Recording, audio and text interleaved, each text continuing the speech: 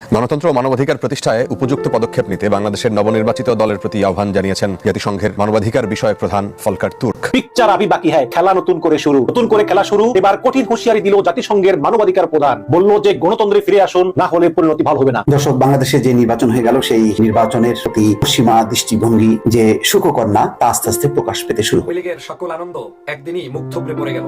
আপনারা দেখেছেন 7ই জানুয়ারিকে কেন্দ্র করে বাংলাদেশে একটি অবৈধ নির্বাচন করার চেষ্টা করেছিল এই ফ্যাসিবাদী শেখ হাসিনা। সেই নির্বাচনে সারা বাংলাদেশের জনগণ লাল কার্ড দেখিয়ে দিয়েছে। সম্মানিত দর্শক মন্ডলী, 7 জানুয়ারির ভোট ডাকাতি মেনে নিয়ে পশ্চিমা বিশ্বের শক্তিশালী দেশগুলো, তাই তারা এই নির্বাচন নিয়ে বেশ গুরুত্বপূর্ণ বিবৃতি দিয়েছে। আমেরিকা যুক্তরাষ্ট্র এবং যুক্তরাজ্য আলাদাভাবে বিবৃতি দিয়েছে। এমনকি জাতিসংঘ থেকেও বাংলাদেশের 7 জানুয়ারি নির্বাচন নিয়ে গুরুত্বপূর্ণ বিবৃতি দেওয়া হয়েছে। প্রিয় দর্শক, সবগুলো ভিডিও সামনে রয়েছে, তাই না টেনে সম্পূর্ণ ভিডিওটি দেখবেন। চ্যানেল নতুন হলে সাবস্ক্রাইব করে পাশে থাকা বেল বাটনটি অন করে দিয়ে একটি লাইক দিয়ে দেখতে থাকুন সম্পূর্ণ ভিডিওটি। আওয়ামী লীগের সকল আনন্দ একদিনই মুখ থুবড়ে পড়ে গেল। আপনারা দেখেছেন 7ই জানুয়ারিকে কেন্দ্র করে বাংলাদেশে একটি অবৈধ নির্বাচন করার চেষ্টা করেছিল এই ফ্যাসিবাদী শেখ হাসিনা। সেই নির্বাচনে সারা বাংলাদেশের জনগণ লাল কার্ড দেখিয়ে দিয়েছে আওয়ামী লীগকে। কোথাও 2%, 3% ভোটও সুষ্ঠুভাবে পড়েছে এমন কোনো নজির কেউ দেখাতে পারবে না। বাংলাদেশের সমগ্র সেন্টারগুলোতে ভোটের ডাকাতি করে, পার্সেন্টেজ বৃদ্ধি করে, নির্বাচন কমিশনের যোগসাজশে তারপরে তাদের মতো একটি পার্সেন্টেজ ঘোষণা করেছে, যদিও সেটার বিন্দুমাত্র ভিত্তি বাংলাদেশের জনগণ বিশ্বাস করে না।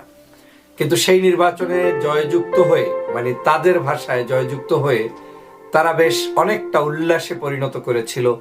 পাকিস্তান থেকে পর্যন্ত তারা সেই নিষিদ্ধ যেই দেশটিকে সাথে কথা বললে ইজ্জত মান সব চলে যায়, তাদের কাছ থেকে পর্যন্ত ফুলের তোড়া নিতে শেখ হাসিনার কষ্ট হয়নি। খুব আনন্দে উল্লাসিত ছিল, কারণ তাদের পাশে কয়েকটি দেশ দরকার।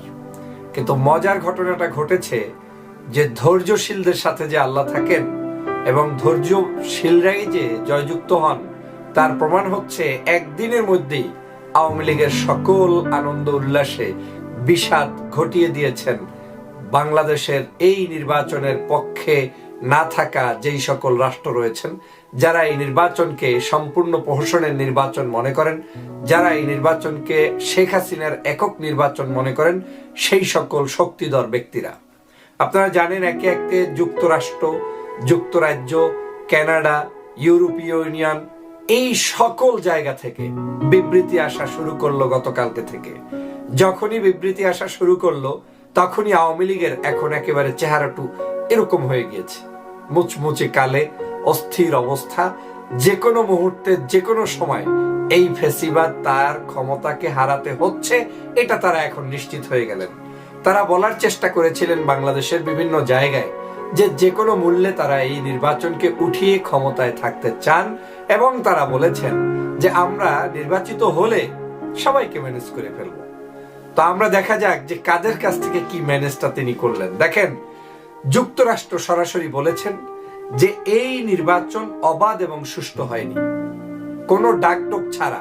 এখানে কোনো দাড়ি কমা নাই যে এই শর্তের ভিত্তিতে, মানে শর্ত পূরণ হয় নাই, এতটুকু ভালো হয়েছে, এতটুকু মন্দ হয়েছে, কোনো কথা নাই। ডাইরেক্ট বলেছে this election is not free and fair election, this is not a free and fair election, this is not a participatory election. এইটা কোনোভাবে সুষ্ঠু এবং সুন্দর ইলেকশন হয়নি। বাংলাদেশের নির্বাচন অবাধ এবং সুষ্ঠু হয়নি। যুক্তরাষ্ট্র ডাইরেক্ট কোনো ধরনের কথা বক্তব্য ছাড়া এটা কোনো সুষ্ঠু। বাংলাদেশের নির্বাচন অবাধ ও সুষ্ঠু হয়নি বলেছে যুক্তরাষ্ট্র এবং যুক্তরাজ্য। দর্শক, শক্তিধর দুই পশ্চিমা দেশ থেকে এই প্রতিক্রিয়া পাওয়া গেল, এমনটাই আশা করা হচ্ছিল। আগের দিন যখন কানাডা, যুক্তরাষ্ট্র, যুক্তরাজ্য যখন বলেছে যে তারা কোনো পর্যবেক্ষক পাঠায়নি আনুষ্ঠানিকভাবে, তখনই বোঝা যাচ্ছিল যে তাদের একটি ভিন্ন অবস্থান আছে। যে অবস্থানটা গত 1.5-2 বছর ধরে তারা বারবার বলছিল তারা বাংলাদেশে একটি সুষ্ঠু, শান্তিপূর্ণ, নিরপেক্ষ, অংশগ্রহণমূলক নির্বাচন চায়।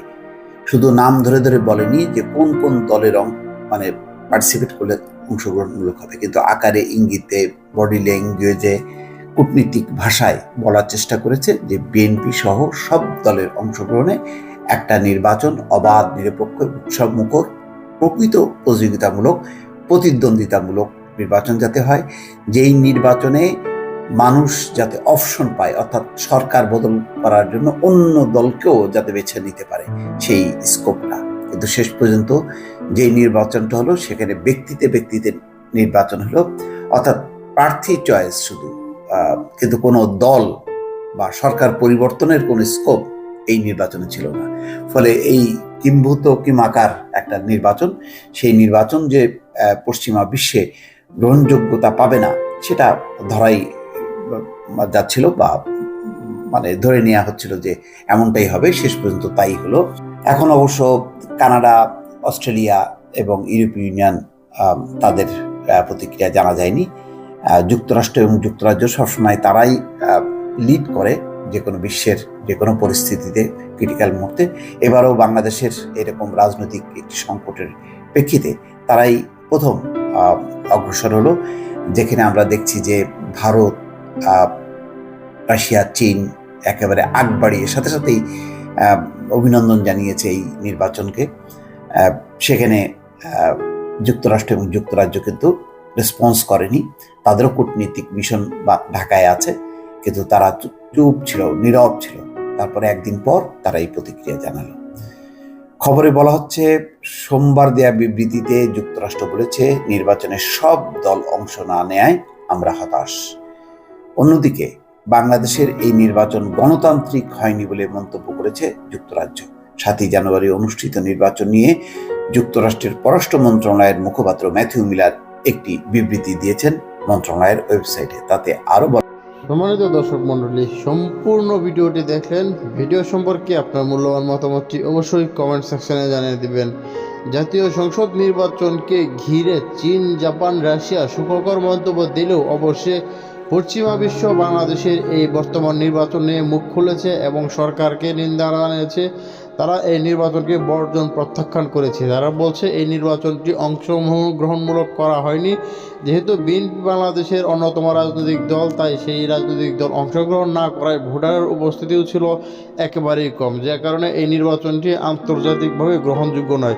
আমরা জানি বিগত বেশ কিছুদিন ধরে বাংলাদেশে একটি অবাধ, সুষ্ঠু এবং অংশগ্রহণমূলক নির্বাচন করার লক্ষ্যে কাজ করে আসছিল আমেরিকার রাষ্ট্রদূত এবং বিভিন্ন পশ্চিমা বিশ্ব, ইউরোপীয় ইউনিয়ন এবং জাতিসংঘ থেকেও নানা ধরনের নির্দেশনা দেওয়া হয়েছিল যেন বাংলাদেশের নির্বাচনটি অবাধ, সুষ্ঠু, অংশগ্রহণমূলক এবং সব দলের অংশ নিয়ে করা হয়।